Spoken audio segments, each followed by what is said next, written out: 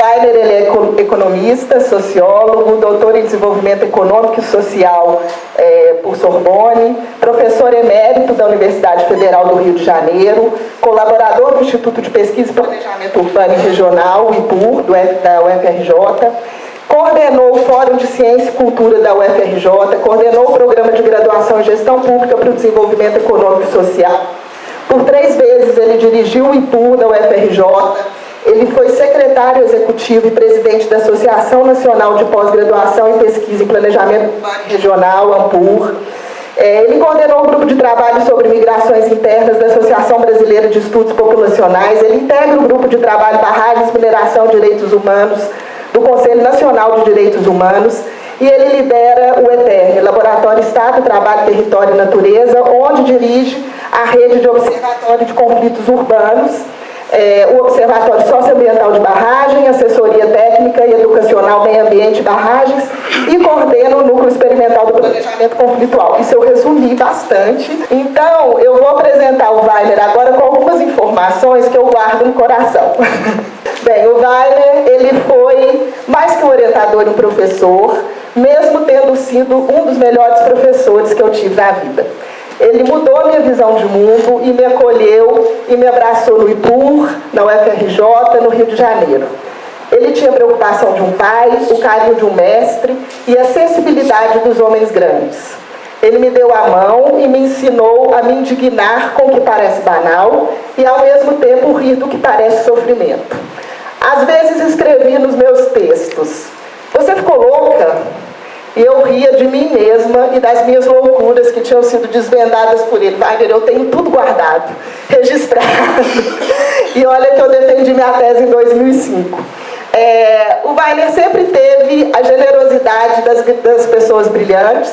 Ele sentava com os estudantes para bater papo, ele assistia aos trabalhos e se posicionava de forma amorosa, ele foi delicado e acolhedor em minha banca, lembrando do meu sofrimento como estrangeira no Rio.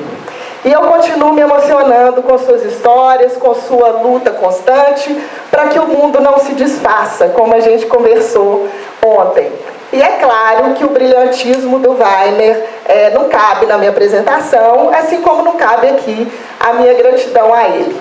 Na última aula de uma de suas disciplinas, no IPUR, ele terminou cantando Chico Buarque. Ele cantou: "Eu semeio o vento na minha cidade, vou para a rua e bebo a tempestade". E eu nunca esqueci dessa última aula e eu nunca mais deixei de cantar esse trecho do Chico Buarque.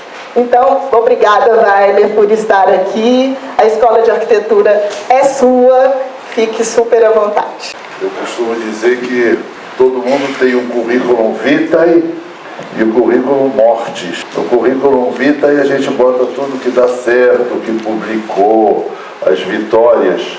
E no currículo mortis, tudo aquilo que dá errado, as derrotas. E eu posso assegurar a vocês que o meu currículo mortis é muito mais longo que o meu currículo vitae. Isso só para animar vocês a não desanimarem quando tiverem derrotas ou coisas darem errado. Porque todos nós teremos sempre um currículo mortis mais longo que o currículo vitae. Mas isso é que é viver, né? Eu nem me lembrava dessa história que eu cantei na aula com a Raquel presente, mas de fato eu diria que continua sendo a minha palavra de ordem preferida. Eu semeio ventos na minha cidade, vou à rua e bebo a tempestade. Eu espero que ao final, é a última frase escrita na minha palestra, mas eu espero que quando eu recantar isso, não sei se eu vou cantar aqui também, vamos ver como é que vai estar o espírito, mas eu espero que ao final dessa conversa aqui hoje,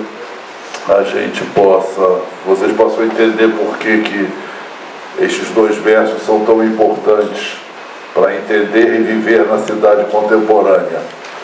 Eu queria dizer que é uma alegria estar na UFMG, eu amo a UFMG, cada vez mais eu sou obrigado a dizer que a minha universidade hoje me entristece muito pelo que se passa lá e me orgulha muito a UFMG.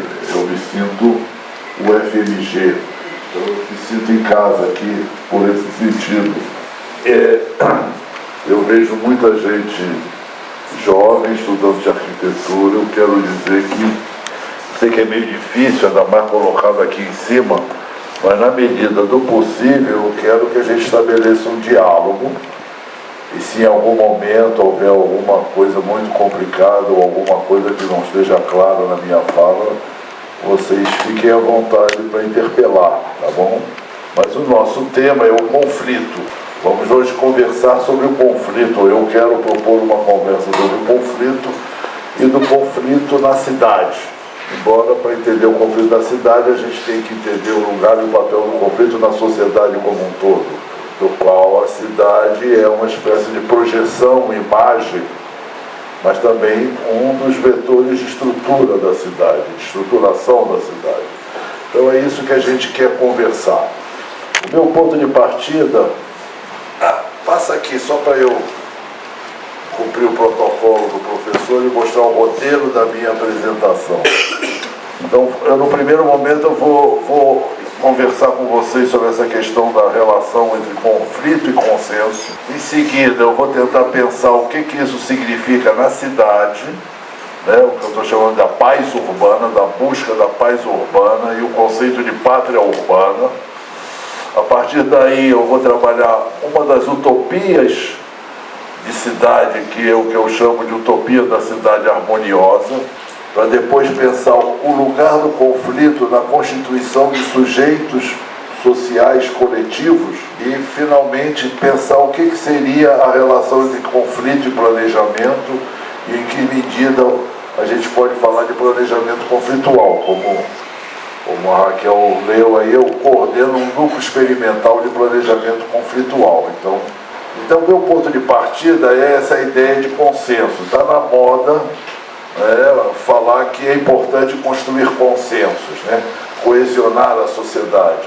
Inclusive com o avanço do bolsonarismo e do que se chama polarização da sociedade, como se isso fosse uma novidade, parece que estamos condenados a construir consensos. E isso eu quero conversar com vocês em que medida isso é um problema e como é que emerge essa ideia de que o consenso é algo desejado. Como em vários outros setores do pensamento contemporâneo, isso daí tem origem na Harvard Business School, na Escola de Comércio de Harvard, que é um grande centro de produção de ideias, modelos, paradigmas, conceitos que hoje são dominantes no mundo porque são exportados e difundidos pelas grandes academias, pelas agências multilaterais, pelo Banco Mundial, pelo Banco Interamericano de Desenvolvimento, nas cooperações bilaterais entre países centrais e países periféricos, vão sendo repassadas uma série de ideias, uma série de modelos, uma série de conceitos, inclusive sobre arquitetura, os modelos arquitetônicos, né?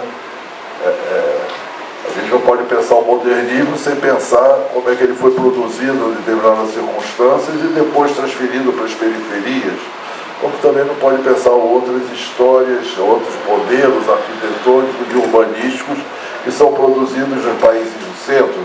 Depois da reforma de Haussmann em Paris, o haussmannianismo se espalhou pela América Latina, na Argentina, no Brasil, em Belém, né? Então, isso não é novo, mas isso se intensificou muito, né, no pós-guerra e a partir dos anos 60 e 70. E essa difusão da ideia de consenso gera também, por exemplo, como é que se difunde também a criação de cursos de formação, né, os chamados facilitadores, vocês já devem ter ouvido falar, os mediadores, em inglês os facilitators, né, a ideia de que o consenso deve ser sempre buscado. Na área jurídica também a gente vê a difusão desse modelo, né, pela substituição das disputas judiciais pelos chamados termos de ajuste de conduta. Eu não preciso vir a Minas Gerais ensinar a vocês o que são os termos de ajuste de conduta feitos com a Vale do Rio Doce. Agora não é Vale do Rio Doce, né? Eu sempre brincava antes que não era a Vale que era do Rio Doce, era o Rio Doce que era da Vale. Agora a Vale tirou o Rio Doce, mas continua dono do Vale, né? Mas vocês devem ter acompanhado o lindo acordo feito pelo governo de Minas Gerais com a Vale e os acordos tentados lá em Mariana com a famosa ONG, como é o nome dela? Renova. O que faz com que a Vale seja uma das empresas mais assassinas do mundo e jamais tenha sido condenada. Ela é ré primária, se for amanhã. Por quê? Porque se fazem acordos. Porque isso virou um novo modelo na esfera jurídica também. Eu estou só dando um pouco de noção. E isso tem interferência na vida jurídica geral, né? Começou com os usuários de pequenas causas, depois em favelas, em vários lugares, existem agora os mediadores, muitas vezes para mediar briga entre vizinhos, mediar brigas de casais, etc. Né? Então, a ideia da negociação, da mediação e da arbitragem parece uma alternativa às disputas. Não casualmente, esse modelo em inglês se chama Dispute Resolution, resolução de conflitos, para evitar. E no Brasil teve um nome melhor, ainda que eu vou depois, então, no Brasil, América Latina, que se chama Prevenção e Mediação de Conflitos. Depois nós vamos voltar a essa expressão, prevenção e mediação de conflitos. Então eu vou querer pensar o que significa prevenir e mediar conflitos. E por que prevenir e mediar conflitos? E aí eu volto a falar, quer dizer, se eu quero prevenir alguma coisa, eu quero evitar que ela aconteça. E quando eu quero evitar que alguma coisa aconteça, é porque essa coisa, a ideia é que deve ser evitada, frase meio pobre, né? Espero que na edição desapareça. Que uma coisa má, é ruim, é uma coisa ruim, deve ser evitada. Quando a gente visita o pensamento social em geral, eu diria que existem, eu vou simplificar, mas existem duas grandes ideias sobre o significado, o sentido, a natureza da conflituosidade em geral. Eu diria que, de um lado, nós temos um pensamento bastante consolidado de que, se há um conflito, é porque algo está errado, vamos chamar assim, o conflito seria um sintoma de uma patologia social, de uma doença da sociedade. Ele expressa que a sociedade está doente e que, portanto, qual é a cura a ser levada a essa sociedade? Corrigir, eliminar esse conflito. Porque esse conflito não só é sintoma de um mal social, mas ele ameaça a própria reprodução social, como a doença ameaça a reprodução da vida. Então, o conflito é algo perigoso porque patológico e ameaçador. Você virou aí? Eu ia avisar para virar. Pequenos conflitos são até admissíveis, mas nenhum conflito pode prosperar, ou deve prosperar, se ele coloca em questão as formas mesmas de organização e reprodução da sociedade. Portanto, o conflito aparece como uma ameaça à reprodução social. Digamos assim, o pensamento sociológico, social, que organiza e que fundamenta essa abordagem do conflito é a chamada escola funcionalista, que teve como grande papa um grande sociólogo americano chamado Tal Parsons, que dominou todo o pós-guerra o pensamento e a sociologia, o pensamento social e a sociologia norte-americana, e sendo os Estados Unidos um país central na produção e reprodução e difusão de modelos de pensamento, né, o passonianismo dominou o pensamento sociológico de modo geral. E ainda tem um papel central no pensamento sociológico. Uma visão completamente adversa, antípoda, contrária a essa sobre o conflito, é aquela que diz que o conflito é um sintoma da pujança de um sistema.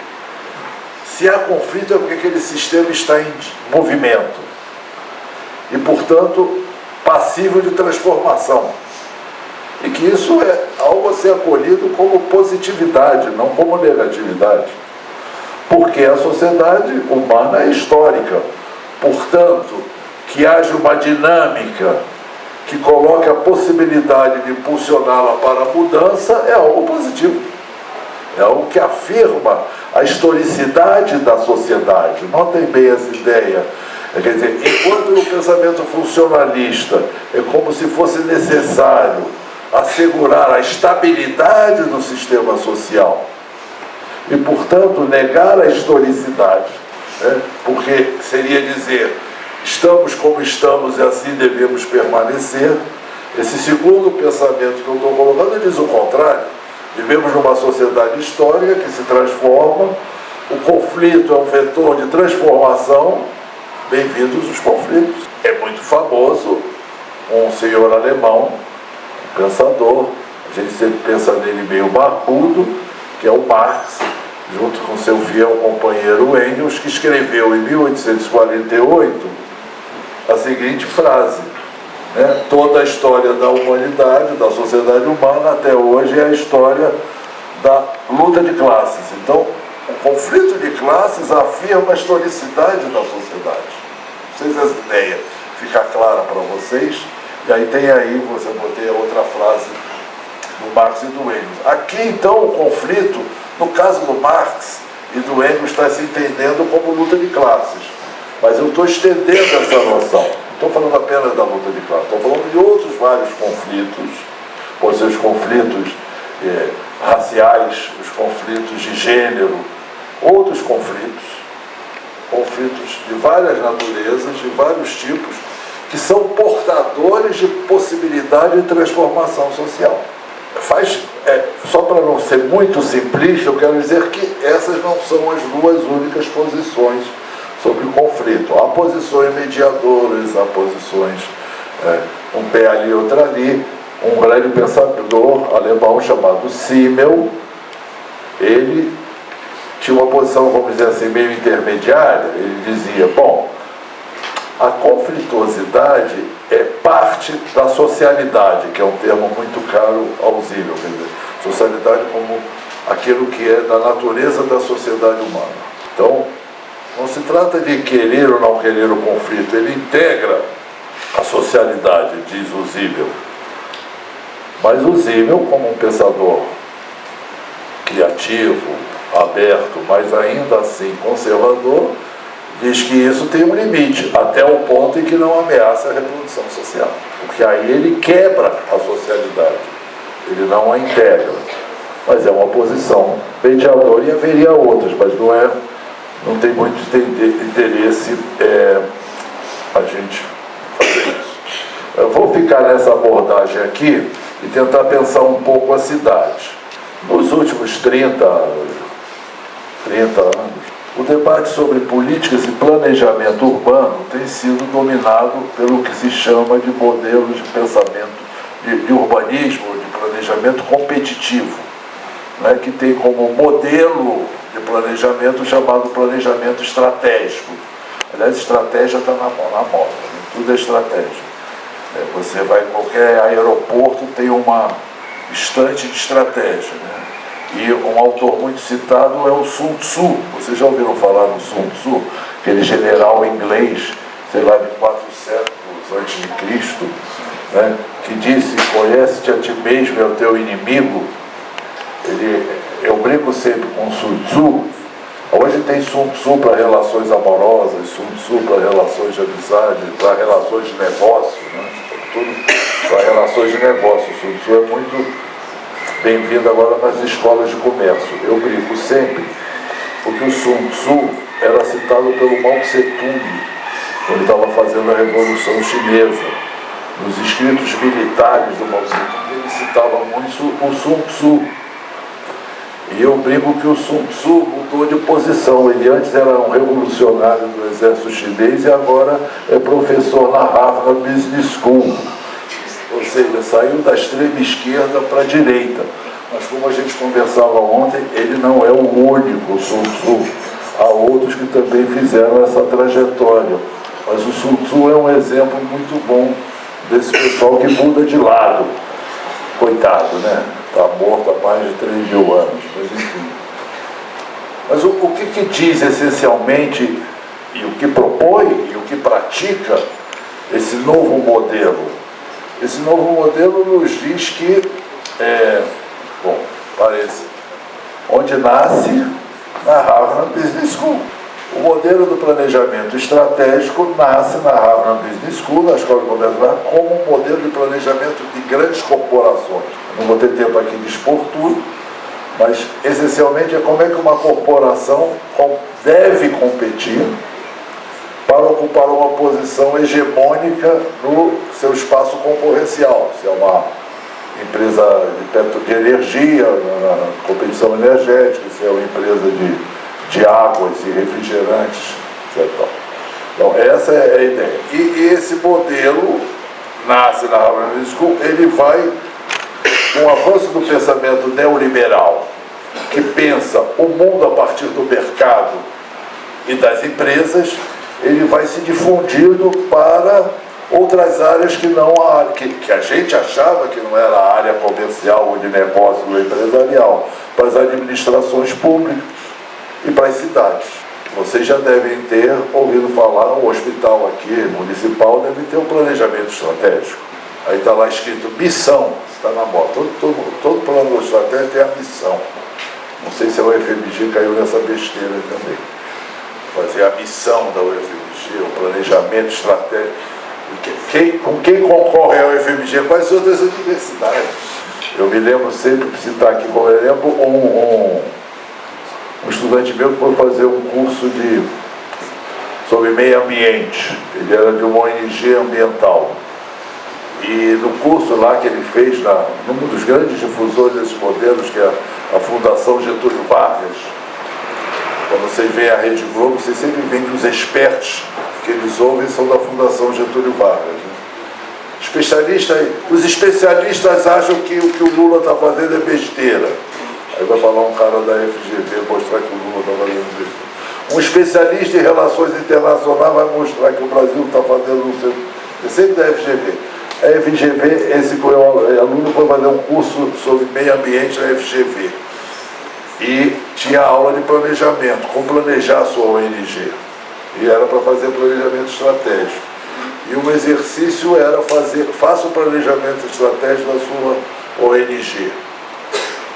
E o aluno foi reprovado, porque quando você faz o planejamento estratégico, você tem que fazer a análise de quem são o ambiente competitivo em que você está inserido, com quem você compete.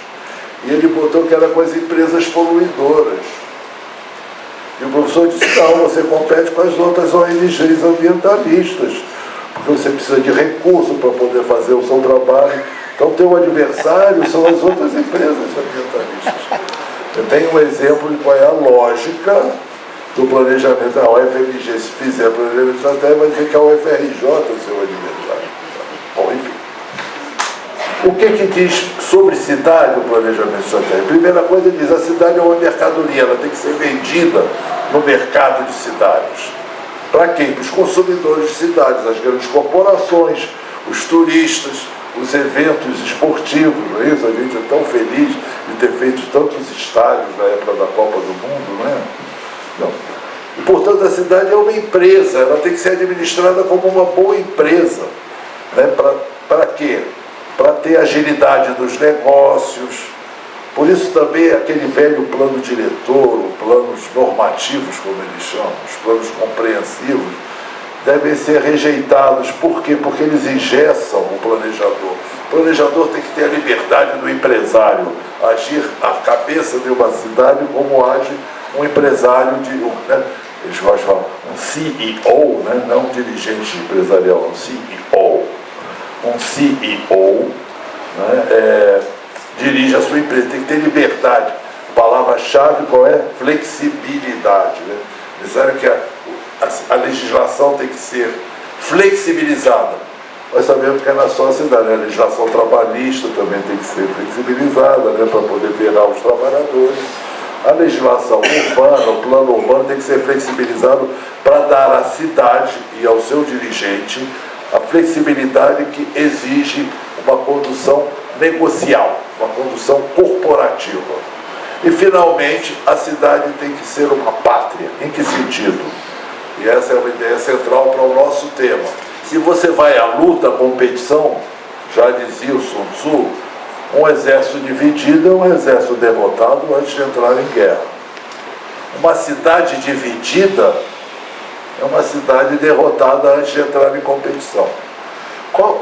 Vocês acham que a General Motors vai querer se instalar numa cidade onde tem um sindicato que enche o saco o tempo todo e não para de lutar?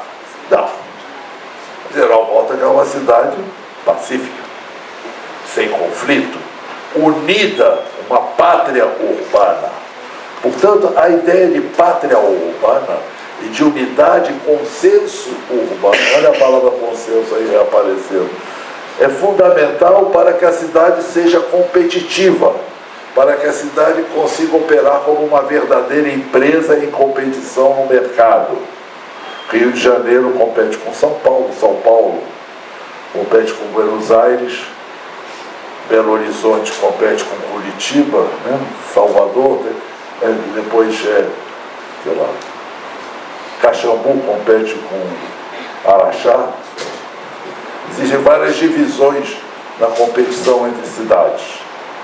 Alguns acham, São Paulo às vezes acha que compete com Paris. O que a gente pode fazer com os companheiros paulistas? Se a cidade tem que estar unida como uma pátria, tudo que a divide deve ser banido. Está clara essa ideia? E uma das coisas que divide a cidade? A política. A política tem que ser banida da cidade competitiva. O conflito tem que ser banido da cidade competitiva. Por isso a ideia de pátria urbana implica na ideia de pax urbana. A paz urbana tem que ser instalado. E aí nós vemos como aquele modelo da imposição do consensualismo, que pretende evitar o conflito, e o planejamento estratégico urbano, que pretende construir uma pátria urbana unificada, se encontram. Agora eu vou fazer um parênteses para a gente pensar a ideia do que seria uma cidade ideal. Eu sei que tem aqui, toda vez que os homens, desde o século XVI, com o famoso Thomas More, que escreveu um livro chamado Utopia, toda utopia humana quase sempre tem a forma de uma cidade. Os pensadores utópicos projetaram a sua sociedade perfeita como uma cidade. São pensadores da modernidade, né, do avanço da urbanização do mundo. E pensaram sempre essa como uma cidade harmoniosa. O que quer dizer? Uma cidade sem conflito. Existem vários modelos de cidade harmoniosa, e eu vou falar sobre isso muito rapidamente. Eu diria que o primeiro modelo de cidade harmoniosa, dessa utopia da cidade harmoniosa, é a utopia da cidade igualitária. Quando a gente pensa nos socialistas utópicos, nos pensadores, o que eles pensavam? Também o Thomas More. Uma cidade onde todos forem iguais, da onde for banida a desigualdade, é uma cidade da onde terá desaparecido as causas da conflituosidade, porque os conflitos vêm das desigualdades.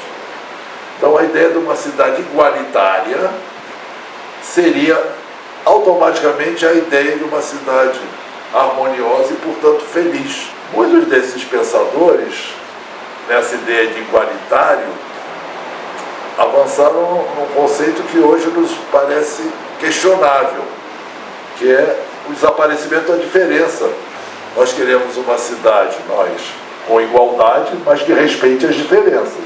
Se vocês foram ver os projetos urbanos e arquitetônicos das cidades utópicas, elas são todas homogêneas, igualitárias no sentido mais puro da palavra, feita apenas de uma única e exclusiva identidade.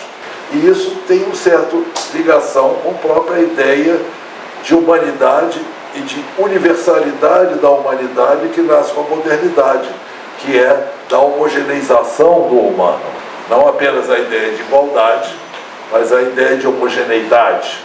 Um modelo, de qualquer maneira, de cidade utópica seria a da cidade harmoniosa, porque igualitária. Ok? Uma outra ideia de cidade harmoniosa é o que eu chamo de utopia da cidade silenciada. Para vocês entenderem, eu vou citar só uma anedota, mas que é real. Na Guerra Civil Espanhola, um general toma uma cidade que estava na mão dos republicanos e escreve para o general Franco: a cidade está pacificada, matamos todos. Ok? Essa é uma cidade em paz, harmoniosa, da qual o panfleto foi eliminado porque ela foi silenciada. Eu diria que essa é uma outra forma de construir a harmonia, banir o conflito pela violência absoluta. Vejam que é diferente do modelo da cidade harmoniosa, porque é igualitária, mas é ainda e sempre um modelo de cidade harmoniosa, em paz. Qual é o modelo, qual é a utopia da cidade neoliberal contemporânea? Ela não é igualitária, na cara. Pelo contrário, nós sabemos que ela aprofunda as desigualdades. Mas também ela usa a repressão volta e meia. Mas não é a repressão seu elemento central.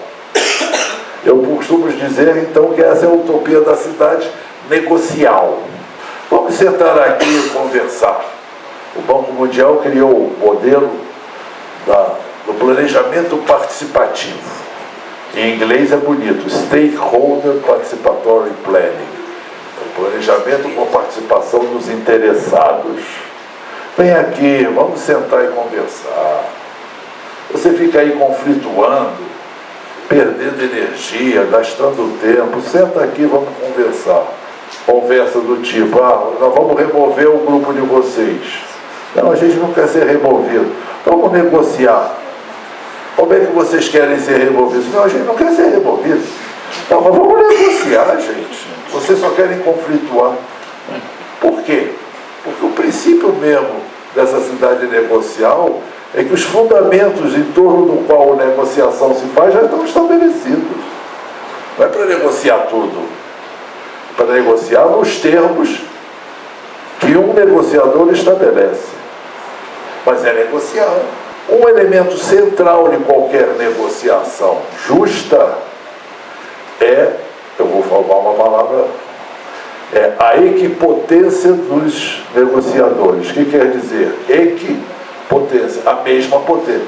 Eles sabem que os dois negociadores, aqueles que sentam para negociar, estejam em equilíbrio de poder. Nós sabemos que as negociações que eles propõem na cidade não é uma negociação entre partes com o mesmo poder. Não é isso? O procurador do Estado de Minas Gerais, num depoimento à Assembleia Legislativa de Minas Gerais, sobre o acordo com a Vale do Rio Doce, que ele apoiou e promoveu, declarou, eu tenho isso por escrito, porque eu ouvi todo o depoimento dele, onde ele disse: talvez essa não seja o melhor acordo, mas a Vale é muito poderosa e a gente tem que conhecer isso. Ora, caberia ao procurador dizer: como a Vale é muito poderosa, eu tenho que reequilibrar o poder, né? E não se submeter a ele. Então, ele defende aquela negociação. Eu não acompanhei, que dava algum dinheirinho para o Zema fazer o anel, não é isso? Vocês acompanharam? Rodominério. Hein? Rodominério na região metropolitana, mais de 3 bilhões. Era uma maneira de reparar os crimes cometidos pela Vale, era construir um rodominério, certo? Enfim, mas é que a Vale é muito poderosa, ou seja, o próprio procurador, que tem como tarefa assegurar que a lei seja igual para todos, coloca como ponto de partida da negociação a desigualdade entre as partes. Só para dar um exemplo do que é o modelo da cidade negocial. Na origem da cidade negocial está o modelo do mercado. De fato, no mercado, eu quero esquecer os meus pecados e quero comprar cachaça. E o vendedor de cachaça, que é um pecador como eu, não quer esquecer os seus pecados, é que ele quer remir os seus pecados, é ele que precisa de Bíblia. Tá certo?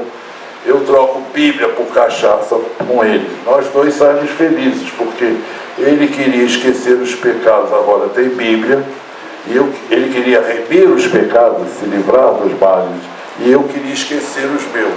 Trocamos Bíblia e cachaça pelo mesmo valor e saímos os dois felizes. Essa é a negociação mercantil ideal. Certo? Esse é o modelo da sociedade negocial. Só que nós sabemos que as trocas não são de equivalentes na sociedade real e que os que negociam não são equipotentes. Mas esse é o modelo da cidade negocial. Tudo pode ser negociado. Tem uma regra no plano diretor, mas vamos fazer uma operação urbana, gente. Vamos negociar as condições desse novo projeto. Essa é a ideia, tudo, a flexibilidade e a negociação. Então, esse é o modelo da cidade negocial. Portanto, como eu falei, próximo, nós estamos diante de um encontro entre o modelo da sociedade consensual e da cidade harmoniosa negocial. Tá claro? Vamos revisitar essa ideia da evitação do conflito. Quando a gente fala da negociação, vamos negociar. Tem um pressuposto fundamental, é o seguinte, que a sociedade seja constituída, por grupos de interesses. E, de fato, há interesses na sociedade. Mas há uma diferença entre a forma de constituição desses interesses. Aqueles que são os dominantes na nossa sociedade são um grupo constituído e organizado. Onde? No Estado, nas associações, na mídia, nas grandes organizações corporativas. Os dominantes dominam, entre outras coisas, porque detêm um poder de organização e comando sobre o conjunto da sociedade. Já os dominados não. Eles estão espalhados pela sociedade. Eles não constituem um corpo. Eles são indivíduos. Aliás, dizia bem a Margaret Thatcher, numa entrevista famosa, que eu diria que ela lançou uma profecia, uma maldição, porque ela disse: não existe essa coisa de sociedade, existem indivíduos e famílias. Justamente, qual é a ideia fundamental aqui?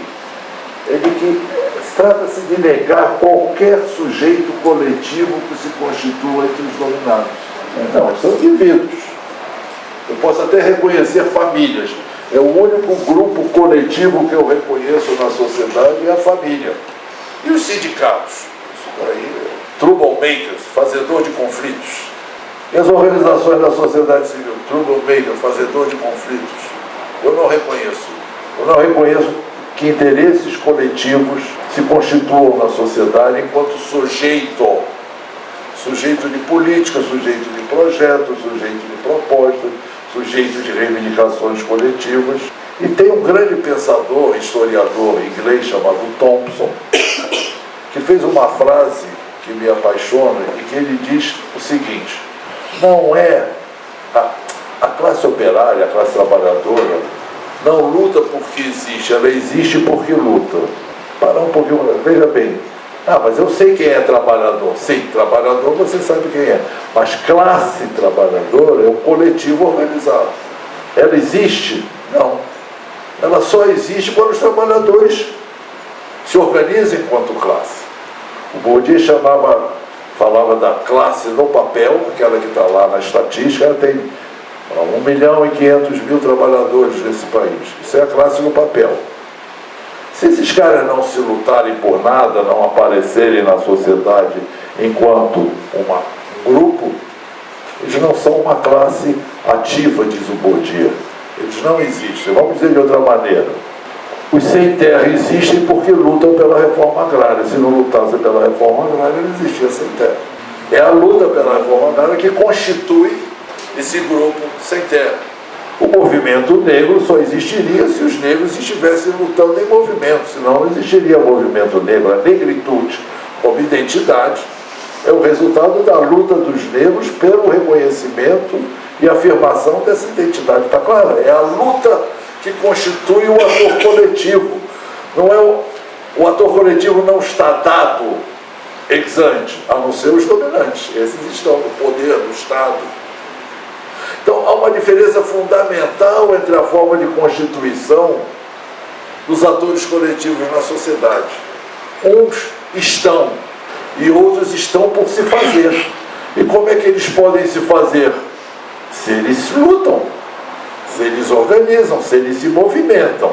E como é que eles se movimentam? Quando conflituam. Vocês me seguem? Fazer assim com a cabeça, pelo amor de Deus. Solidarizem-se com a solidão do palestrante. Essa ideia é chave para a gente entender por que tem que se evitar o conflito. Porque no conflito que nasce a possibilidade de constituição de um sujeito coletivo entre os dominados, que conteste a dominação. Pode contestar a dominação em todos, mas pode contestar a dominação no meu bairro, na minha favela, na minha comunidade. A minha comunidade contra a companhia de ônibus que não bota um ponto ali perto, ou contra a companhia de trânsito que não bota um sinal onde as crianças atravessam. É um sujeito coletivo que se constitui na luta por transformar algo que está colocado como dado. E que, portanto, se esse sujeito coletivo não se constitui em luta contra aquilo, aquilo que aparece como dado, aparece como natural. É assim mesmo, sempre foi assim mesmo, nunca teve sinal aqui. Agora vocês querem sinal? Aquilo, eu nasci assim, na minha favela sempre tinha esgoto.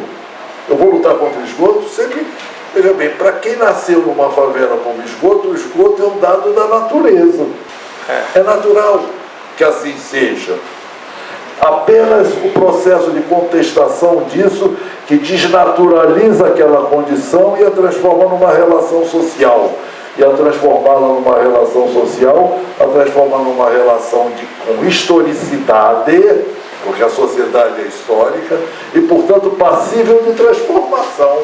Mas o fundamento e a possibilidade da transformação é dada pela existência de um sujeito coletivo, que só se constitui no conflito. O que significa prevenir conflitos? E eu fui ao dicionário. Prevenir, dispor com antecipação de modo que se evite mal ou dano. Veja bem, não precisa ser sociólogo para entender o que quer dizer prevenir conflitos. Antecipar para evitar algo que é mal. Impedir que se execute o que aconteça. Frustrar. O dominante não quer sempre frustrar o movimento conflituoso. Tomar medidas que evitem. E aí está exatamente o sentido da prevenção do conflito. Evitar que o conflito se instaure para impedir que um sujeito coletivo contestador se constitua e, portanto, se afirme a possibilidade histórica da transformação social, ou, no nosso caso, a transformação da cidade. Por isso mesmo, antes de passar ao próximo, é que o meu esforço aqui é de resgatar o sentido virtuoso do conflito e entendê-lo como elemento fundamental da afirmação da historicidade da cidade e da possibilidade dela ser transformada. Não de ela ser, aspas, reformada e modernizada, que significa a reiteração do seu padrão de organização, mas que ela seja o lugar e o alvo do que o Lefebvre chamava, um autor francês, de revolução urbana, que é a transformação das formas de organização e da dinâmica da cidade. Se isto é verdade, vamos olhar para os conflitos. O nome aqui da nossa sessão, do colóquio, não sei, é ler a cidade a partir dos conflitos, não é isso? Ver a cidade a partir. Quando eu olho para a cidade, se eu olhar atentamente, eu vou ver que ela é um lugar de infinidade de conflitos. E a primeira coisa, então, que eu posso dizer é que eu posso conhecer uma cidade a partir dos seus conflitos. Eu diria que a cidade fala a partir dos seus conflitos. A Escola Sociológica de Chicago, que é uma escola de sociologia que tomou a cidade como objeto de reflexão nos anos 20, 30 do século passado, quando a cidade explodia, as cidades americanas cresciam a taxas absurdas, a taxas imensas, e recebiam imigrantes do mundo inteiro, etc. E eles falavam, a cidade é, uma definição de cidade do Louis Witzel, é um grande aglomerado, denso e heterogêneo.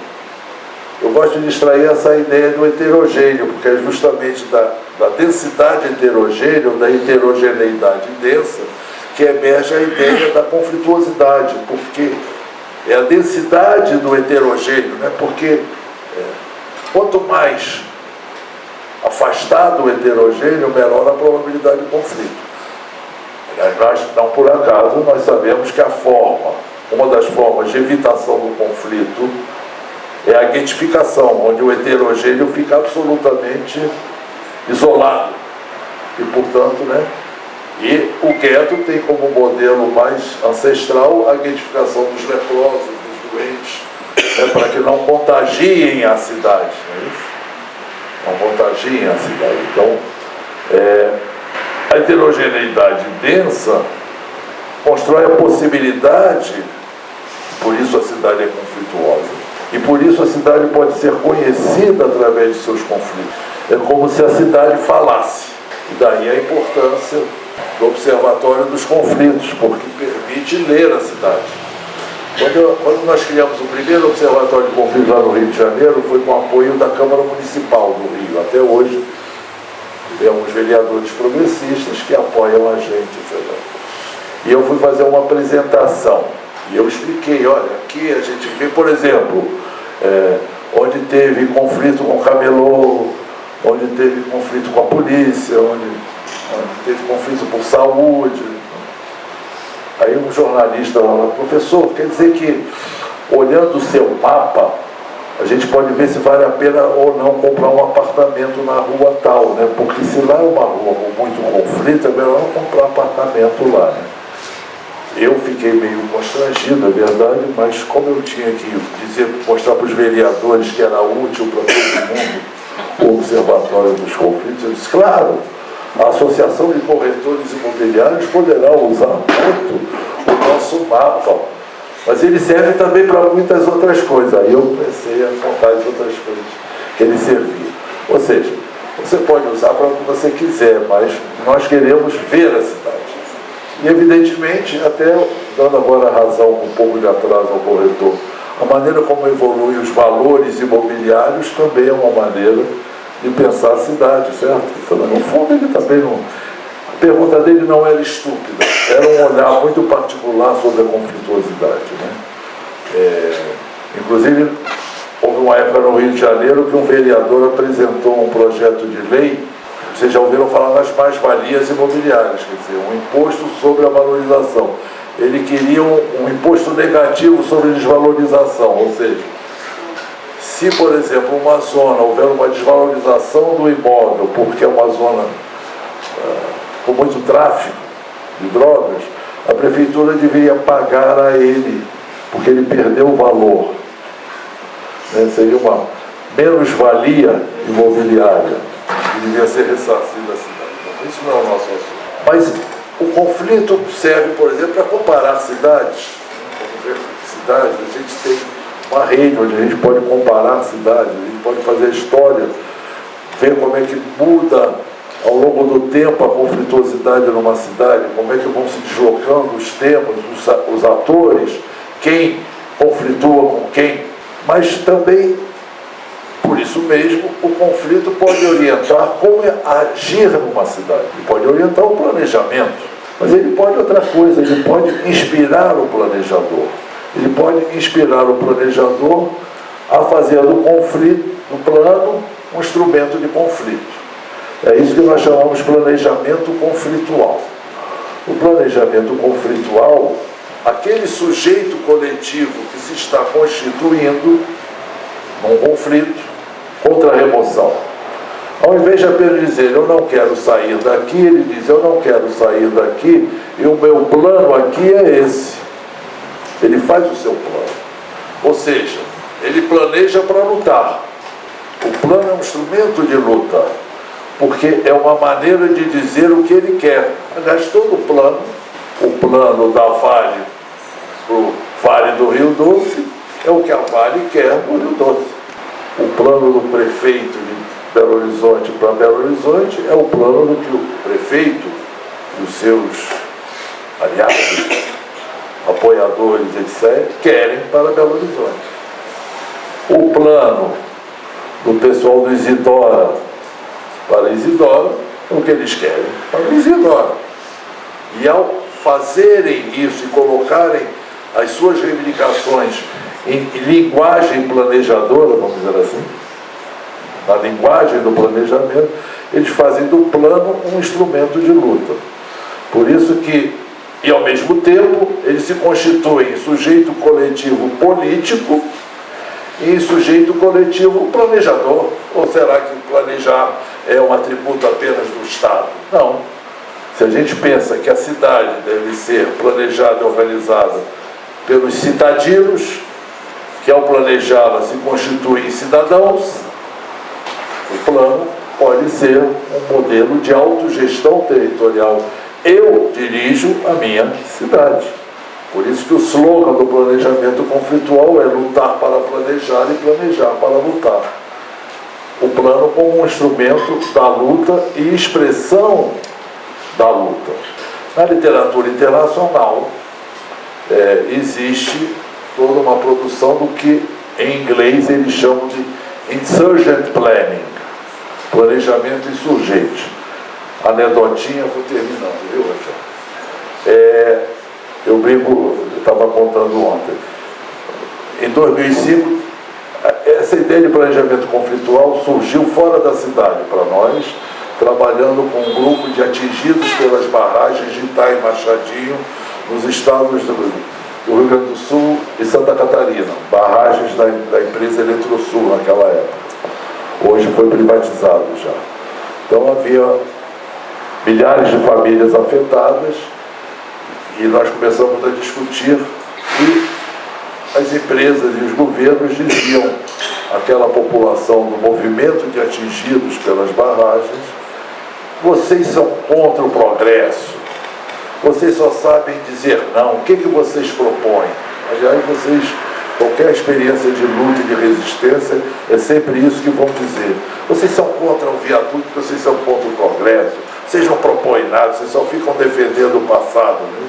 Ou seja, eles são os progressistas e os afetados são os conservadores. E aí esse pessoal se reuniu e disse: vamos fazer o nosso plano. E fizeram o plano dele, um projeto de extensão. Um grupo de estudantes foram para a região, ficaram lá, fez o plano daquela região do ponto de vista do momento. E nessa época me veio essa ideia de planejamento conflitual. Eu estava muito feliz, porque finalmente, depois de muitos anos de esforço, eu tinha inventado alguma coisa.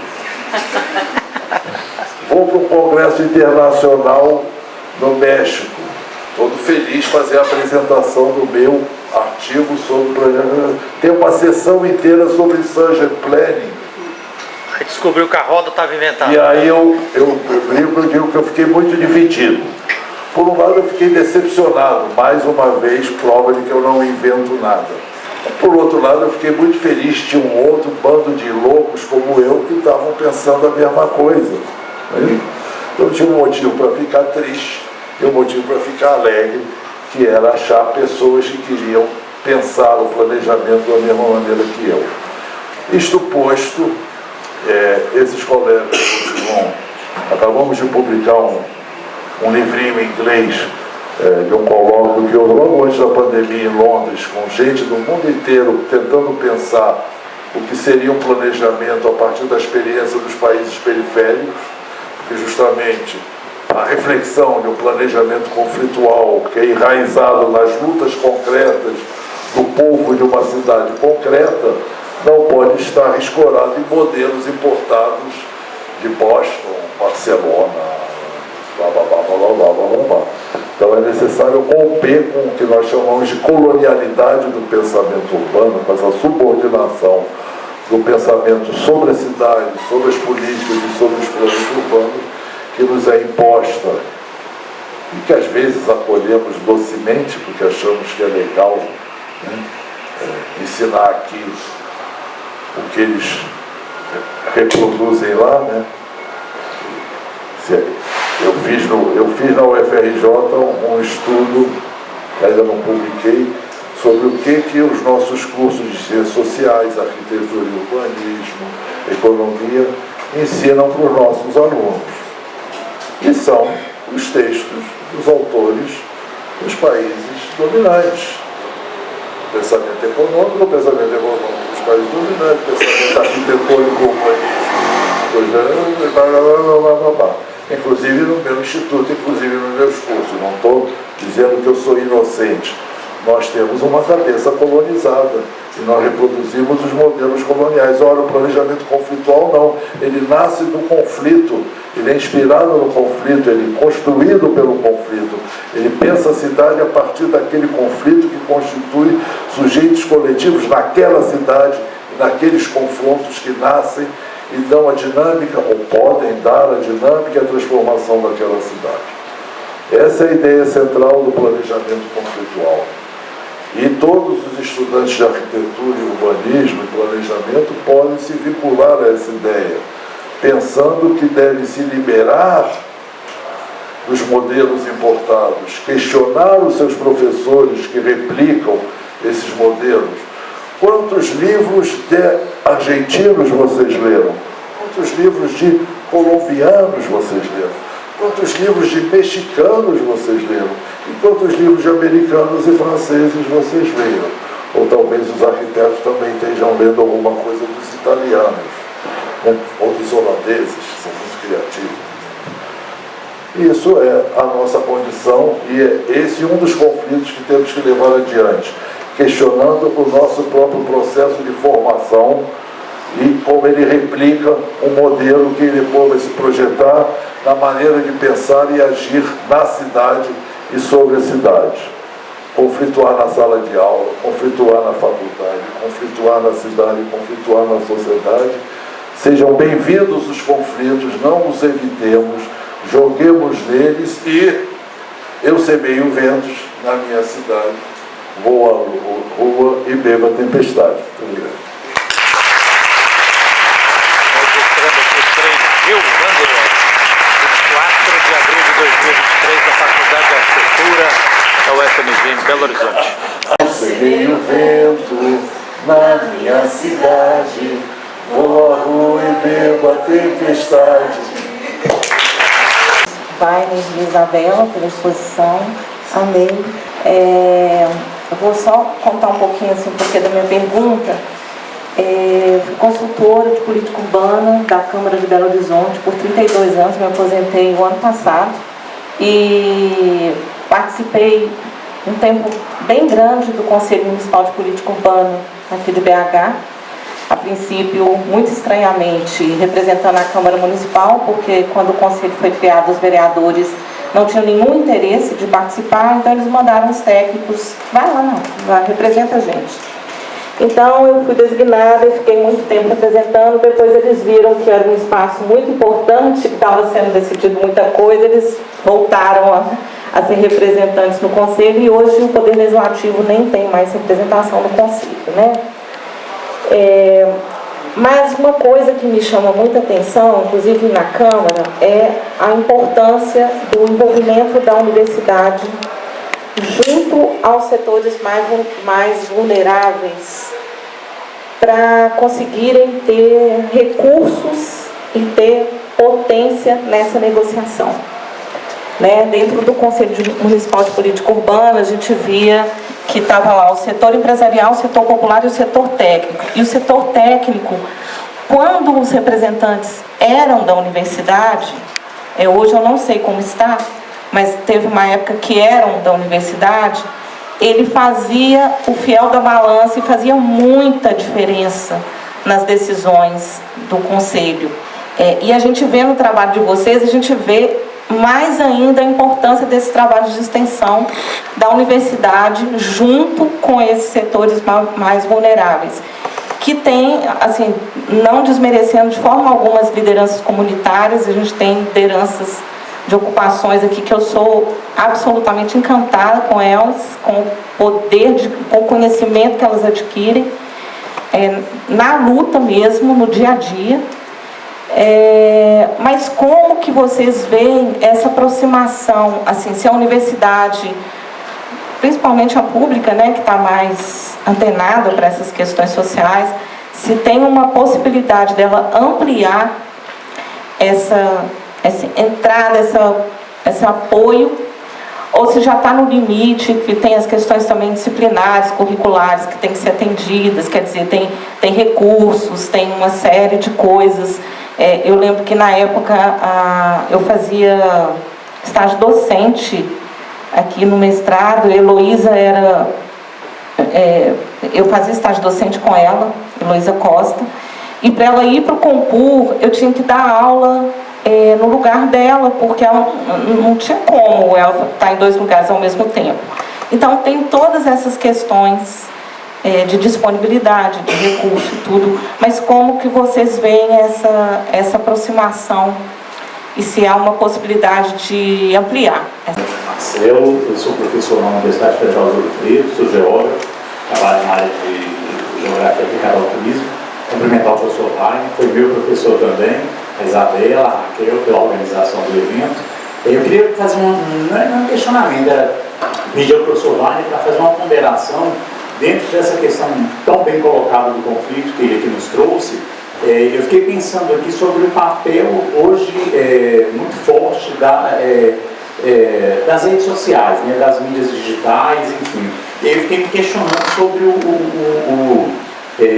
os agentes, né, que seriam os agentes promotores desse silenciamento. Vamos dizer, eu estou buscando um pouco os elementos que o professor nos trouxe aqui, e eu queria, se possível, professor Wagner, se você ponderasse um pouquinho sobre... hoje nós temos quase que outros mecanismos, né, de gestão desse conflito, até do ponto de vista de se evidenciar esses conflitos e os problemas urbanos. Então eu fiquei me perguntando se existiria poderíamos fazer uma ponderação em relação a uma nova, não diria uma ruptura, mas uma nova maneira de se enxergar a gestão desses conflitos e, de certa maneira, o papel, me lembrei muito do contexto político atual que a gente está vivendo, onde nós temos, de um lado, uma extrema-direita que usa muito bem, né, as redes sociais e as mídias digitais para se impor, e eu fiquei me perguntando em relação à cidade, se isso também não seria, penso eu que exista, né, esse contexto, e que a gente precisa talvez modernizar nossas formas de enxergar e lidar com esse conflito. Então essa é uma questão, ainda que pareça distante, talvez, mas muito dentro do que o professor Wagner nos trouxe, né? Eu me perguntei muito. Eu particularmente me detenho sobre os estudos da questão da linguagem e do papel da mídia, né, da comunicação, de um modo geral, e percebemos que a mídia, especialmente a mídia empresarial, ela domina muito bem essa linguagem, né, do sentido de para quem é a cidade, a quem pertence à cidade, e ela delimita, né, territorialmente quem é quem na cidade e consegue criar um imaginário em cima disso. E para a Isabela, era só mais uma ponderação, acho que é muito interessante. E para agradecer a apresentação dos dois, a Isabela, eu fiquei curioso, se você pudesse falar rapidamente, Isabela, sobre a sua experiência com a comunidade, apesar da sua apresentação excelente, a comunidade, ela aceitou, o envolvimento dela nesse projeto, praticamente nessa discussão e nesse processo, né, melhor dizer processo do que projeto. E nós tivemos uma experiência, visitei recentemente em Salvador uma comunidade quilombola e fiquei muito triste com as informações que nós obtivemos lá da falta de mobilização da comunidade para exigir seus direitos. E a gente percebe que passa muito pela educação e mobilização, em todas as suas dimensões possíveis, né? E aí me pareceu que há um envolvimento da comunidade. Existe mesmo? Como ele funcionou? O que você acredita que foi fundamental? Porque é preciso a gente pensar muito nesse sentido, né? Educação e mobilização para fazer essa transformação e, nesse caso, também envolve a questão do conflito, que é muito interessante. Obrigado. Quero super agradecer também as duas exposições, foram muito férteis, como sempre. Eu também sou, como a Raquel, assim, muito devedora do meu aprendizado com o Wagner, que não aconteceu em sala de aula, mas aconteceu em sucessivos encontros da Ampur. E eu me lembro muito dessa trajetória de 2005 até agora, Wagner, esse surgimento do tema da insurgência, isso alimentou minha própria pesquisa desde 2013, e então é um diálogo muito fértil, desde o começo e desde o momento em que você começou a trazer para nós a sua reflexão, E Bela, é um orgulho, né? Assim, porque você chegou, como a Raquel disse, com muito entusiasmo, né? E esse entusiasmo derivou e amadureceu para uma postura de tanta intervenção, né? De tanta uma atuação concreta. Acho super corajoso que você tenha ido para um outro contexto, né? Como é o Nordeste, Pernambuco, a universidade lá em Recife. Então, super agradeço as duas exposições. Mas eu queria fazer uma pergunta acerca também do panorama da discussão dos conflitos, das insurgências e da mobilização da sociedade dentro da universidade. Porque o Weiner pontuou para mim o que talvez seja o mais importante, é que a gente, de fato, encontre uma maneira de descolonizar a nossa prática para refletir, para fazer a crítica e para seguir discutindo os conflitos, né? Como é que a gente dialoga com as diversas situações no Brasil? Como é que a gente dialoga com a América Latina, até para entender outros padrões de conflitividade? E, de fato, por onde vocês acham que a gente já poderia caminhar nesse diálogo com a América Latina, ou com diferentes escalas de atuação, né? Fico vendo você dizer assim, não, eu tenho um mandato solidário na Câmara, eu tenho uma vereadora que se transformou em deputada federal. Como é que a gente vai articulando esses diálogos? Porque me parece, eu também faço uma pesquisa agora, já completando 10 anos, sobre essas arquiteturas que a insurreição assume, né? As arquiteturas de que o conflito se vale em diversas escalas, desde a região metropolitana até os conflitos de vizinhança. Mas o que tem me parecido mais importante é que a gente consiga dialogar com as singularidades no Brasil, porque a gente é tão diverso, né? Então, fico vendo você dizer que você começou a pensar, né, Weiner, a partir do Rio Grande do Sul e Santa Catarina. E aí a gente olha para experiências, por exemplo, como a de Lages, em Santa Catarina, quando a gente começou a falar em participação no Brasil, né, nos anos 70, 80, 90. Como é que vocês acham que isso vem sendo trazido para dentro da universidade e como é que a gente avança por aí? Aqui talvez uma heresia. Eu, pessoalmente, acho que se exagera a importância das redes sociais. Sei que isso daí é uma posição meio herética, mas não vou abrir essa discussão em geral. Primeiro, vamos entender, redes sociais existem desde que existe a sociedade. A sociedade se articula através de tramas e relações. Quando a gente fala de redes sociais hoje, a gente está se referindo especificamente a uma forma particular de articulação que é através de uma base eletrônica de comunicação. Mas a comunicação se faz desde sempre. Se você for pegar um texto clássico sobre levantes populares na Idade Média, também começava uma luta numa aldeia, matavam um senhor e de repente na aldeia do lado começava a matar o senhor e de repente você tinha um levante camponês. E não tinha internet, não tinha nem telégrafo. E havia intercomunicação social de práticas, ideias, noções, etc. Então, eu quero pensar as chamadas redes sociais como uma forma particular de intercomunicação e articulação social num conjunto de uma infinidade de outras tantas formas de relação e intercomunicação social. Primeira coisa. Segunda, não me parece que o principal avanço da direita na sociedade brasileira tenha se dado a partir e com base nas redes sociais informatizadas. A meu ver, eu já escrevi sobre isso, eu vou tentar de maneira muito sintética pensar, quando nós nos interrogamos por que nos últimos 10 anos, vamos dizer assim, houve um enorme avanço da direita, do pensamento de direita. Primeiro, nós sabemos que o racismo, a homofobia, a violência não nasceu na sociedade brasileira nos últimos 10 anos. A violência, a homofobia, o machismo, o patriarcalismo, o racismo, tem história que são abundantes. O Brasil é a sociedade, terceiro índice de encarceramento no mundo, depois dos Estados Unidos e da China. Em termos proporcionais, é o terceiro, depois dos Estados Unidos e da Rússia. E nós sabemos que são os negros que estão na cadeia, as brasileiras. Nós temos uma série de títulos. O índice de feminicídio não começou nos últimos 10 anos. Então, primeiro nós temos que interpelar o que é de novo nesse processo. E não é a violência, o machismo, o racismo, etc.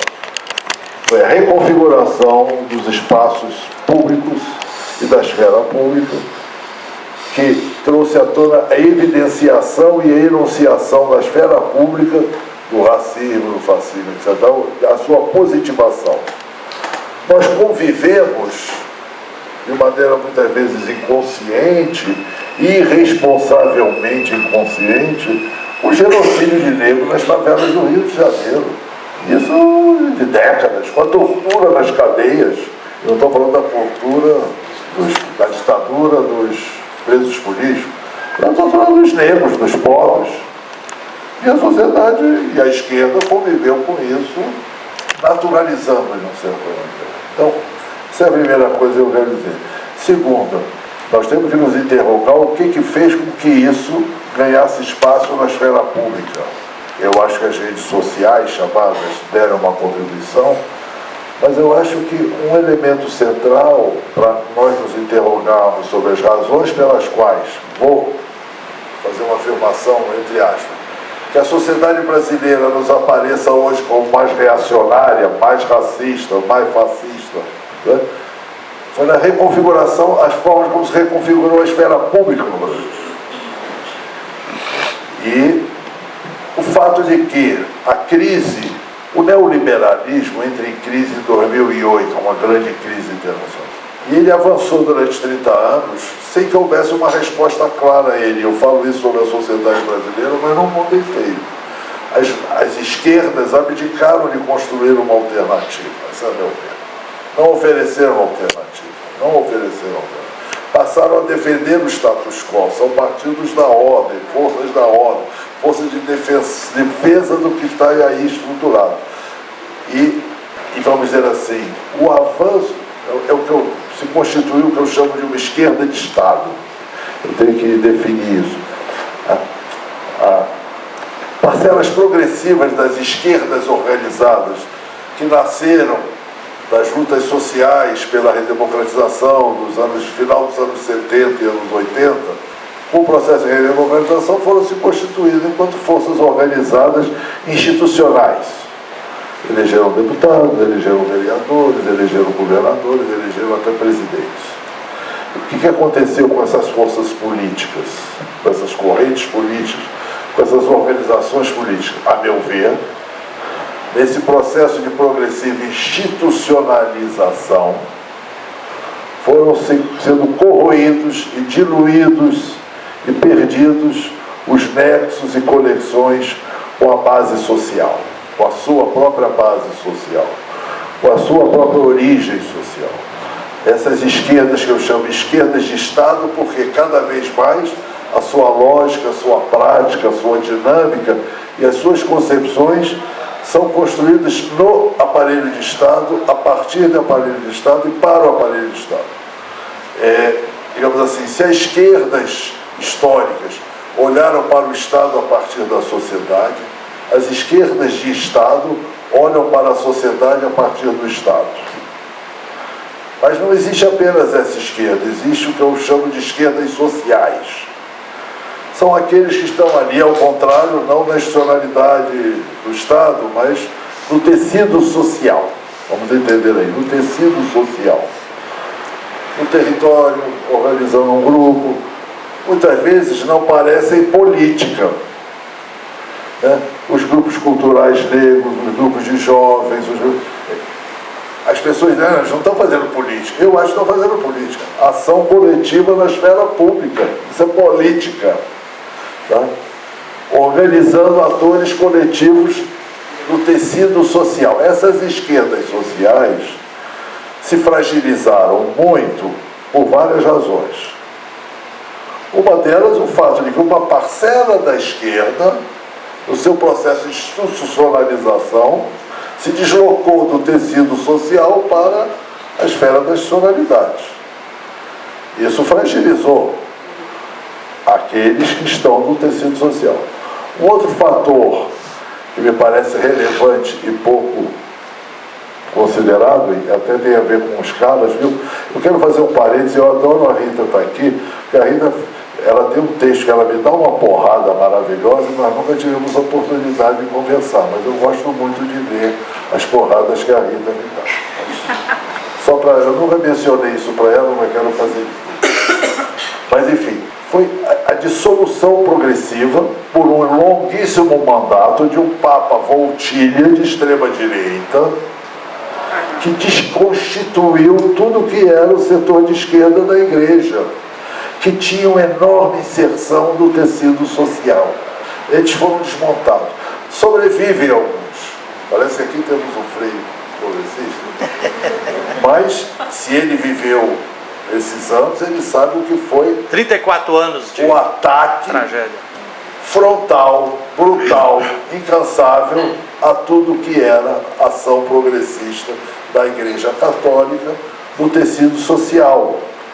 E a Igreja Católica desempenhou nos anos 70 e 80 do século passado um papel muito importante no processo de redemocratização da sociedade brasileira e de trazer parcelas importantes das camadas populares para o campo democrático progressista. E o vácuo criado por essa desconstituição, tanto de uma esquerda presente no tecido social quanto da Igreja Católica, abriu espaço para uma força extraordinariamente conservadora e reacionária, que são as igrejas pentecostais.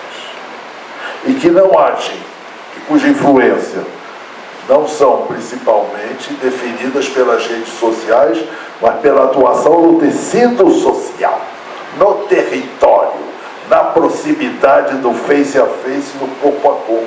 Eu moro hoje no município de Petrópolis, no Rio de Janeiro, perto do meu bairro. Eu passo lá domingo, onde eu moro. Tem na estrada, para chegar na minha casa, deve ter umas 5 ou 6 igrejas pentecostais. No domingo, eu passo numa, tem 13 pessoas reunidas. Na outra tem 15. Às vezes na terça-feira tem menos, 8 o ano inteiro. Juntando as pessoas, falando com as pessoas, conectando as pessoas.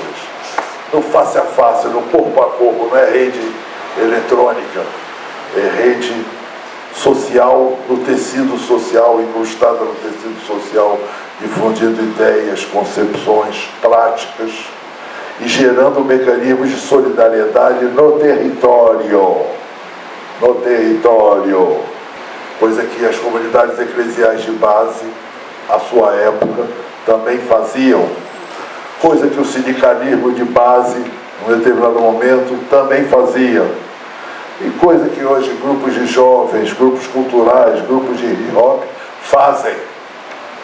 E que a esquerda, partidária, organizada, inteligente, com retóricas, não sabe fazer, porque não sabe mais falar com o povo. Teve o Mano Brown uma vez falou isso com o Lula, né? Perfeito. Acho que o Frei Beto é um homem que tem alguma consciência dessa coisa. Ele deu uma entrevista outro dia, interessante, falando dessa perda de língua. A linguagem, o falar com o povo. Eu me recordo sempre, como exemplo disso, alguns aqui, né? Vou deixar o exemplo de fora, porque não vai ser relevante para muita gente. Então, a minha visão é o seguinte. Eu não sei se vocês viram um videozinho daquela uma deputada americana, O'Casey, como é o nome? Chicana, sabe quem é? Sim. Sabe, O'Casey qualquer coisa. Uma democrata. Ela fazia um trabalho militante ali numa região do estado de Nova York, perto da cidade de Nova York, esqueci o nome dela, O'Casey qualquer coisa. E aquele era um distrito dominado por um deputado democrata há 40 anos. E ela se candidatou. E ela foi porta a porta, falar com todos os moradores. Isso gerou a expressão door-to-door politics, a política da porta a porta. Não é rede social. Não é rede social. Eu não estou propondo que se abdique das redes sociais. Eu estou querendo que se desmistifique as redes sociais, se pense os processos de transformação no tecido social. Nós vivemos na pandemia um ressurgimento de redes de solidariedade no tecido social extraordinário, né? Muitas vezes redes de ajuda mútua, esse é o termo, né? O sindicalismo nasceu no século XVIII como redes de ajuda mútua, eram as mútuas, né? Para apoiar os trabalhadores que ficavam doentes, apoiar os trabalhadores que ficavam desempregados. Os processos de construção de solidariedades horizontais no tecido social que vão engendrando sujeitos sociais coletivos, efetivos. Né? Então, a meu ver, a reconfiguração da esfera pública. Eu estou dando algumas pistas, eu acho que há outros elementos. Né? A reconfiguração das nossas esquerdas de Estado. Não é? A reconfiguração das igrejas e das religiões na base popular. As práticas dos partidos e das organizações de esquerda de Estado que operaram como verdadeiros desmobilizadores populares. Quando um líder popular, um dirigente nacional diga eu vou fazer por vocês o que eu já fiz na outra vez, ele está dizendo vocês não têm nada a fazer, eu farei por vocês. Eu farei por vocês. No dia que você diz, uma grande liderança popular, diz ao povo que o povo não tem nada que fazer, a não ser esperar que ele fará por eles, evidentemente isso passa a ser um fator a mais de obstaculizar a mobilização, a organização. Essa é a minha visão. Então eu acho que, na verdade, sem desqualificar, isso tem a ver com comunicação, Marcelo. Ou seja, eu acho que é uma perda da capacidade de comunicação com importantes setores da nossa população, com as quais parcelas das nossas esquerdas ilustradas não sabem como falar. E eu não quero ficar muito tempo nisso, eu tenho escrito sobre isso, e a pergunta que eu acho que nós temos que fazer antes de buscar as soluções, e eu não tenho soluções, mas eu tenho interrogações, né? Como chegamos aonde estamos?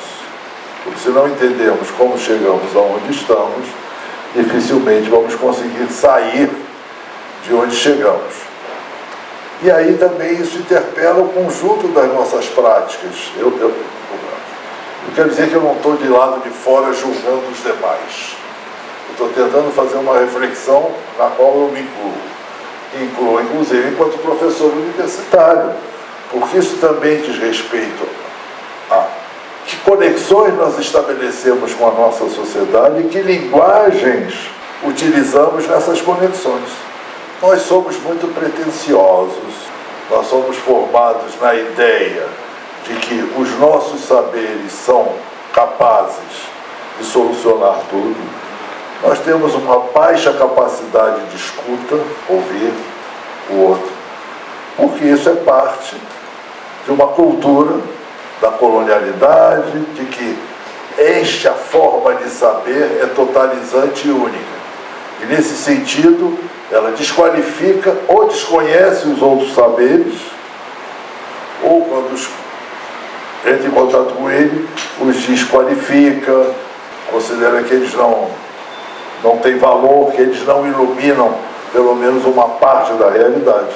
Para concluir, isso não quer dizer que eu ache que há apenas o saber popular. Eu penso que há duas dimensões na relação, para pegar a questão da universidade, há duas dimensões na relação da universidade com a sociedade, que são relevantes para nós. Primeiro, o controle do saber técnico-científico é um instrumento de poder.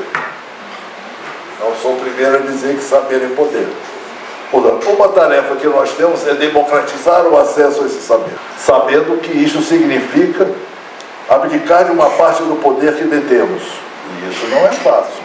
abdicar do poder que você tem, chegar numa comunidade e passar tanta informação que eu diria que um dos objetivos da eu digo sempre pessoal, um dos objetivos da assessoria técnica é tornar-se desnecessária. Porque quando o parlamento for democratizado, a assessoria técnica, ou seja, eu vou trabalhar para deixar-me desnecessário, quer dizer, é um paradoxo, mas eu diria que esse é um dos objetivos. O segundo, escutar e reconhecer o saber. Então, há uma dimensão da relação da universidade com o restante da sociedade, que é a democratização do saber detido, e outra, o reconhecimento e valorização do saber que ela não produz, que nós não produzimos. Nesse sentido, é a intronização dos outros saberes dentro da universidade. Então, por um lado, o nosso papel é de sair para fora e democratizar o saber, e de outro lado, o nosso papel é trazer os outros saberes para dentro de nós. Nesse diálogo de saberes, eu digo que se realizaria plenamente o compromisso de uma universidade com uma interlocução que é permanentemente autocrítica dela enquanto instituição que ela é, e para isso foi criada, e ainda o é, de reprodução das relações de dominação, que são relações também de saber. Fiquei agora aqui preocupado no meu diálogo com o Marcelo, se aquele velhinho analógico. Só em minha defesa, eu quero dizer o seguinte: eu acho que eu fui o primeiro professor brasileiro a fazer um curso por videoconferência em 1977. Perdão. 2017. 2 anos antes da pandemia. E eu fui levado pela seguinte razão. Eu vi algumas universidades americanas usando videoconferência e eu disse, puxa, eu dou aula aqui no meu instituto, quando vem muitos alunos de pós-graduação, 15, eu disse, pô, vou me democratizar. Aí eu vou fazer um curso por videoconferência. No início, esse equipamento de videoconferência, você tinha que ter 2 hardware que comunicavam um com o outro. Quando eu ingressei, já tinha assim, você tinha que ter um hardware. Esse hardware difundia um software, aí os outros podiam seguir por software, não precisavam. Então, esse curso, quando eu entrei e comecei, já as pessoas podiam seguir por telefone, porque já. Aí o primeiro curso deu um curso para 70 anos, de pós-graduação. Só fazia o seguinte, eu no Ipurra, eu juntava um grupo, era uma sala de aula. Na Rural tinha uma sala de aula, em Niterói tinha uma sala de aula, no Paraná tinha uma sala de aula. Então os grupos se reuniam ali, mas a gente conectava todo mundo por videoconferência. Aí fizemos uma experiência em 2017, 2018, e estávamos iniciando em 2019, e aí em 20 começou a pandemia, nós íamos começar um outro grupo que já era bem maior. Já tinha mais programas. E fizemos um curso, também era inovador, um curso de pós-graduação com várias instituições. Então eu criava no meu instituto a disciplina, no Paraná, na Universidade Federal do Pará, criavam a mesma disciplina, na Rural, no Rio de Janeiro, em Niterói, etc. Aí veio a pandemia, ficamos parados, a gente já estava aí, paramos, não sabia o que fazer. Porque a gente tinha essa modalidade de juntar as turmas. Aí fizemos um seminário virtual em 21. Fizemos um curso aí totalmente virtual. Acho que tinha uns 10 programas de pós-graduação vinculados com 150 alunos.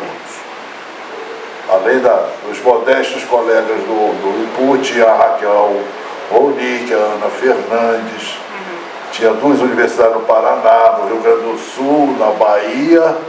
Agora vamos fazer um outro, já tem o Pará, etc. Então, só para dizer que eu não sou um velhinho contra a informática e a eletrônica, tá? Então, só em minha defesa. Então, mas, olha o paradoxo em que a gente ficava. Nesse mesmo momento, quando vem a pandemia, na minha universidade e em várias outras, tinha gente que disse, que maravilha, agora vamos fazer a universidade virtual. Não precisa mais de sala de aula. E eu dizia, vai ser maravilhoso, nunca mais vai ter movimento estudantil, porque certamente numa universidade virtual não se organiza movimento estudantil. Não vai ter movimento de trabalhadores, porque vai ser impossível organizar um sindicato numa rede virtual. Olha a universidade pacificada, sem ninguém para encher o saco e atrapalhar. E tinha gente na minha universidade achando que isso era uma solução democrática. E aí o paradoxo. Eu mesmo me vi apanhado na armadilha da democratização, da virtualização e do esvaziamento da possibilidade do contato, que é a condição da constituição de sujeitos coletivos. Então nós vivemos diante desse desafio paradoxal, né? E aí me veio uma ideia aqui que eu não vou defender até a morte, porque ela acabou de me vir agora e eu não sei então se ela é boa ou se é ruim. Mas eu me pergunto e jogo para você e para todos nós, se as redes elas não são eficientes quando o sujeito já está constituído. Eu digo, por exemplo, havendo um coletivo que se organizou na linha, de repente um grupo de WhatsApp, eu não sei o quê, ajuda eles a se organizarem, mas porque eles já se constituíram. A rede não é um locus de constituição de sujeitos, embora possa ser um instrumento de fortalecimento dos sujeitos. Eu estou dizendo que não defenderia até a morte essa ideia, porque ela acabou de me vir e eu ainda não a aprofundei. Mas foi uma ideia que me veio e eu estou compartilhando com vocês. Talvez seja isso a explicação também de que por que nos interessam as redes, mas por que elas são insuficientes para atingir os objetivos que nós nos fixamos, que é a da constituição de sujeitos coletivos no território. E quando elas se constituem, elas, num certo sentido, se desterritorializam, né? E muitas vezes permitem outras conexões de escala. Então, hoje o nosso curso tem alunos fora do Brasil. E nós chegamos a tentar organizar um curso internacional que ia de Israel à Califórnia. Tinha um problema de fuso horário insolúvel no nosso caso. Mas eu não sei, eu estou mantendo esse diálogo porque, novamente, é só porque a gente está aqui junto que isso pode ser um momento não apenas de transmissão, mas de interlocução e surgimento de ideias coletivas. Porque sujeitos coletivos têm essa virtude, eles criam coisas novas. Eu queria rapidinho só revelar a alegria que eu estou sentindo aqui, professor Carlos Wagner, querida professora Isabela Galera, que beleza, né? Bom dia a todos e todas, todes. Eu sou Frei Gilvando e Luiz Moreira, já estou há 37 anos na Comissão Pastoral da Terra. Professor Wagner e Isabela, fiquei muito feliz porque eu me senti bastante confirmado na nossa militância. Na Igreja Católica a gente fala que tem batismo e crisma. Crisma é confirmação. Vocês me confirmaram. Então eu queria... Foi passando um filme na minha cabeça aqui, ouvindo vocês. Então eu queria partilhar telegraficamente alguns pontos aqui, depois queria ver os comentários de vocês. Primeiro, professor Wagner e professora Isabela, há muito tempo que eu venho assim, como bom mineiro, né, desconfiado dos moderados. Eu já até arrisquei, já escrevi alguns pequenos textos, mandando por quinto dos infernos os moderados. Falei, olha, estou desconfiado que quem é omisso, não é omisso, na prática ele é cúmplice e vai entrar para a história como opressor. E aí você me deu uma chave de leitura aqui agora, que eu falei, caramba, ele está dizendo o que eu não tive tempo ainda de escrever. Professor Carlos Wagner, de fato, eu sinto que esse é um dos gravíssimos problemas que nós encontramos na luta da chamada esquerda política e dos movimentos sociais populares. Porque esse paradigma aí do consenso versus conflito, ele não está só nas elites, na sociedade, não. Parte da esquerda também está nesse paradigma do consenso. Parte dos movimentos sociais populares do campo e da cidade também está nesse modelo de consenso. Há mais de 30 anos na luta pela terra no campo, e nos últimos 20 anos eu tive que abraçar também a luta pela terra na cidade. A gente encontra isso, essa divisão. E aí um dos graves problemas é assim, quando a luta cresce e se acirra, que vem as ameaças de despejo, aí é a hora que aparece e divide dois grupos. Os movimentos sociais, o povo da universidade E os apoiadores? Uns, não, vamos fazer acordo, porque se a gente não fizer acordo, nós vamos perder tudo. E aí o movimento do conflito, não, vamos dar um passo para frente, porque o natural é o parto com dor. E aí do risco que se assume, é que vem o parto novo. Isso eu espero, se eu pudesse citar os exemplos aqui, todas as lutas por direitos, né, fundamentais, humanos no campo e na cidade, luta pela terra, pela moradia, por direitos ambientais, sempre acontece isso. Na ocupação da Andara aqui, onde tem hoje quase 3 mil famílias assentadas, tivemos que superar essa...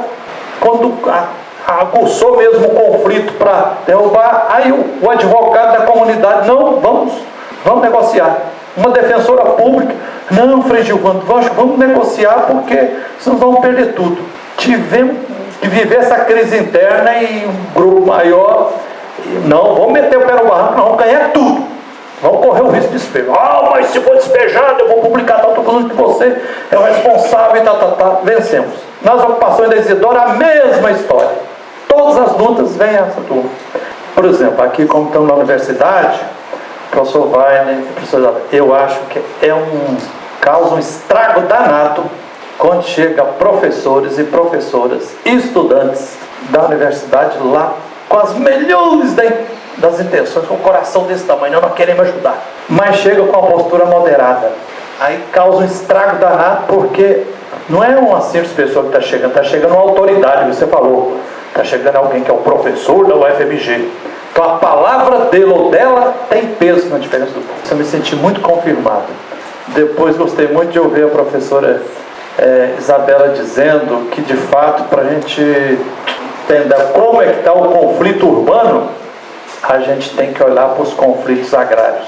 Não tem solução para a injustiça urbana se a gente não resolver a injustiça agrária e tal. Esse final de semana agora nós tivemos aqui em Belo Horizonte um encontro, 3 dias, estão fortalecendo em Minas Gerais, que chama Teia dos Povos, esse bonezinho aqui, Teia dos Povos. Aí veio um dos mestres lá da Bahia, Joel, você falou, olha, as cidades precisam ser esvaziadas. Temos que o povo da cidade também tem que somar força com os campesinatos, com os povos originários, com todos os povos e comunidades tradicionais e reconquistar os territórios. Enquanto o campo estiver nas garras do agronegócio, dos capitalistas, não tem solução. Agora, Isabela, você falando aí, me veio as inspirações. Por exemplo, quando você mostra lá os dados, na pesquisa, todos os dados concretos daquela luta concreta lá da comunidade da linha ameaçada. Depois você apresentou, falou, não, mas aqui na cidade são mais de 5 mil famílias que estão ameaçadas pela linha. Nós já descobrimos aqui em Minas Gerais que em 1.200 quilômetros de linha férrea da ex-rede ferroviária federal, que hoje está privatizada, está previsto, sendo apertado igual o perna, despejo de 40 mil famílias em 40 cidades. Aí eu fiquei pensando, Isabela, aí nós temos que ampliar também e aprofundar o nosso estudo teórico. Se a gente mostra, olha, aqui é uma comunidade concreta, tem 200 e tantas famílias ameaçadas, mas aqui no estado são 5 mil. A gente precisa mostrar isso no Brasil inteiro. A hora que a gente tiver assim, em Minas Gerais são 40 mil famílias ameaçadas, no Pernambuco mais 40 mil, e em todos os estados, isso vai ajudar a gente a unificar as lutas. Então eu queria, feliz da vida por ouvir, e também trouxe aqui, vim com alegria, a convite da nossa querida professora Raquel, para filmar, porque eu sempre penso assim, aí a minha última palavrinha, sobre essa questão de redes sociais. Primeiro é uma mentira que o que estão falando de rede social não é rede social, é rede digital, né? Internet. Rede social tem que ter aqui, tem que ter corpo a corpo, tem que ter olhar nos olhos, tem que ter cara, né? A minha experiência prática, professor Wagner, indica o seguinte, nos últimos 17 anos eu estou nesse trem, em 2 canais lá no trem chamado YouTube, eu já coloquei lá quase 6 mil vídeos de luta, mas só coloco lá algo que eu prevejo que vai fortalecer as lutas concretas. Ficar só na internet desvinculado, não. Porque eu já descobri que hoje, por exemplo, as empresas, o Estado, teme muito mais um vídeo reportagem lá denunciando e queimando o filme, dando nome aos bois e tudo. Eu já respondi, estou respondendo mais de 10 processos por causa disso, que aí quando a gente põe o dedo na ferida e denuncia, um desembargador e uma desembargadora que me condenaram a pagar 80 mil reais, nos denunciam por calúnia, difamação e injúria. Mas a gente lança um argumento que a luta avança, né? Então acho que assim, redes virtuais só ajuda se for realmente para ampliar a voz de quem está na luta. E eu com alegria estou registrando aqui porque eu sei que muita gente pelo Brasil e pelo mundo, ao assistir o que vocês socializaram conosco aqui, vão ficar mais inspirados para fortalecer as lutas. Muito obrigado. Usam abundantemente os rádios e a televisão, né? Eles têm hoje uma enorme capacidade de comunicação através de rádios e de televisões, né, de canais de televisão que são muito potentes e eficientes. Só para concordar com você, tá? Eu entendo, eu peguei a sua provocação para desenvolver um pouco, não polemizando com você, mas refletindo sobre essa questão de difusão de ideias do rap e do funk, e a presença de um rap progressista, de um funk crítico, como instrumento de comunicação extraordinário na juventude, sobretudo na juventude pobre, trabalhadora, negra, né? Que não é rede, é nos bailes, mas é também no som, que circula às vezes digitalmente, etc. Então, outro dia fiquei impressionado. Eu fui procurar o nome de um cantor, e aí eu sei que eu caí numa lista no Google dos 10 ou 20 cantores mais populares do Brasil, cantores de tudo. Eu não conhecia nenhum deles. E 80% deles eram de rap e funk. MC isso, MC aquilo, MC aquilo outro. E eu nunca.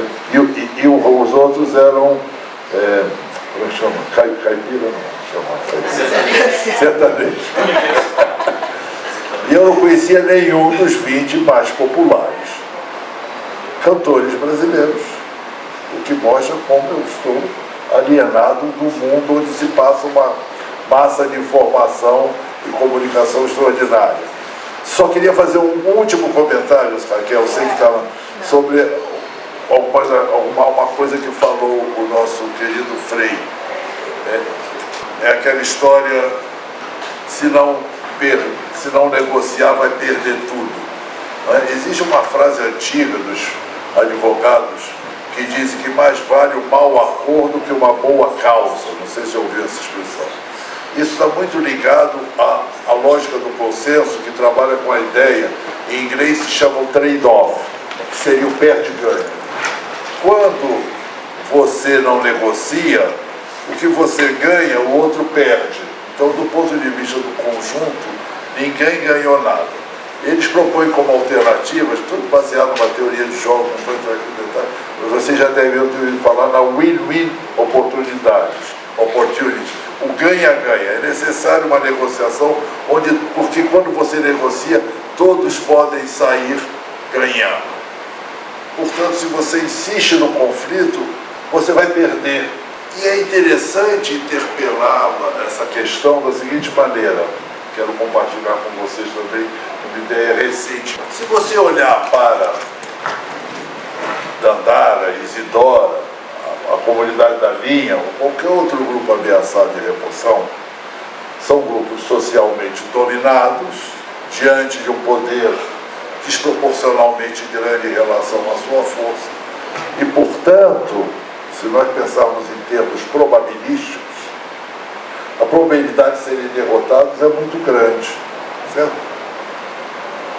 Ou seja, se você ingressar na racionalidade burguesa, capitalista de mercado, e dizer quais são os ganhos que eu tenho se eu fizer o acordo, multiplicado por 100, porque quando eu fizer o acordo, a probabilidade de conquistá-lo é 100. Comparado aos ganhos que eu tenho pela luta. Os ganhos são muito maiores, mas a probabilidade é muito menor, certo? De repente, nesse cálculo, se esse povo fosse racional, jamais ele lutaria.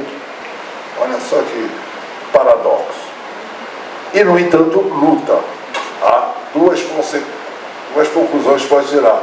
Esse povo é mesmo irracional, ou opera na subjetividade social dos grupos dominados outras lógicas que não a lógica da racionalidade econômica. Olha que interessante isso. E por isso eles lutam. Muitas vezes nós vamos num lugar, eu já fui, por que esse povo não está lutando? Como se que a gente tinha que se perguntar, como é que esse povo luta?